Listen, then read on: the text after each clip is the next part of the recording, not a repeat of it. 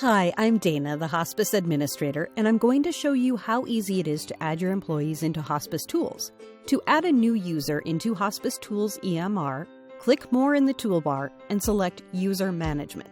Click New User in the top left corner. The red stars are required fields in the system. Fill out the user's personal information and additional information if needed. Next, add employment information. You'll choose the worker type, employment type, if they will earn PTO, and their start date. The blue question mark will explain what each section means. The job title or titles assigned to your user will determine their permissions within Hospice Tools. Select all job titles that apply for this user. All volunteers should have their own individual login, apart from any other job titles. Then choose their primary job title if there is more than one. Clinical credentials determine which clinical forms and documents the user can create and submit. System access defines system permissions that are not tied to a specific job function. You will choose which office or offices you want each user to have access to. There is a test sandbox office to practice in the EMR and your live office. You will select their employment status as active or inactive. Mentor QA review can be turned on and off for each user. You can set up general document review and/or specific document review. You will choose who you want the reviewer to be from the drop-downs. You will then select the percentage of documents you want to be reviewed. If it is less than 100%, the system will randomly choose which ones will need to be approved. If you choose per document, you will select the document from the drop-down and can choose the percentage for that specific document. More than one document can be selected.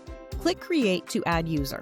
The Address tab allows you to input the user's home address and will autofill the address as you type it in. Click Save. The Employment tab has the employment history for each user that can be edited. The employment information that was selected when adding the user will show.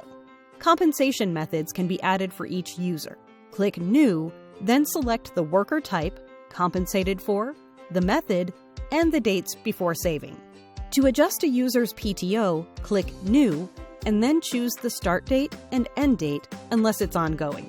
Choose the earn rate, flat hours, and can add notes in the free text box before clicking Save. Click the HR tab, then click Edit at the bottom to add information. Can add last TB screening, their driver's license and auto insurance with the option to upload both. Anything uploaded in the EMR is PDF format. Click the Update button at the bottom to save. Under the Activity tab, you'll see the activity for this user for eDocs and Timekeeper, including the mobile apps. The Other tab is where you can turn off the calendar notification emails per user. Click Deactivate to stop the user's account without deleting in case they are attached to important documentation. Lock and Unlock will lock the user's account, which can be unlocked when needed. Reset Password provides 3 options to help the user log back in.